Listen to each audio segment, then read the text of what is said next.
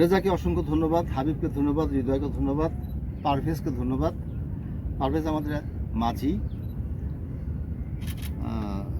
হাবিব, রেজা এবং হৃদয়ের অনুরোধে আমার অসম্ভব অভিপ্রায় কাব্যগ্রন্থের অসম্ভব অভিপ্রায় নামক কবিতাটি আবৃত্তি করছি। কবিতা অসম্ভব অভিপ্রায়। নিসঙ্গতা দিয়ে শূন্যকে পূর্ণ করার অসম্ভব অভিপ্রায় বসে আছি এই কালরাত্রির বধির সভায়। স্তব্ধ শুনশান চারিদিক। যিশু গত হয়েছেন, তারও আগে ফারাওয়েরা হারিয়ে গেছে অজানা রোগে। নীলের দুপারে কত উঠানামা হলো সভ্য মানুষের, কালের কতটুকু যে বয়ে গেল মহাকালে, কে তার রেখেছে হিসাব?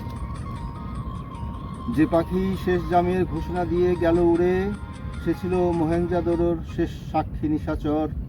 আর কেউ নেই বাকি এই ঘুণের রাজত্বে। আকালের দেশে নাকাল মাটি, রুক্ষ অনুর্বর, দূষিত বাতাস, রুগ্ন ক্ষীণ জল। অচেতন সূর্যের ধূলিমলিন আলোয় নির্জীবীরা উল্টো হাঁটে অবিরাম। ফোটে না ফুল কোনোখানে, সবই দ্রুত অপসৃয়মান। জ্ঞানের গরিমা পথ হারিয়েছে হাজার বছর আগে।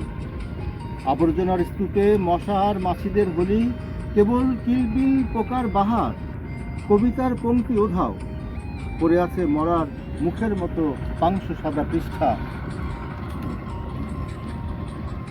শৌর্য যেহেতু নেই, আর নেই বীর্য বাহুবল, তাই পাণ্ডুর চাঁদের দলিত জ্যোৎস্নায় রাত্রি চেরা তপস্যায় ব্রতী আমি।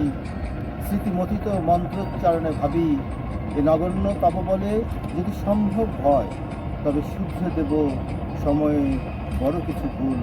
তবে শুধরে দেব সময়ে বড় কিছু ভুল। ধন্যবাদ।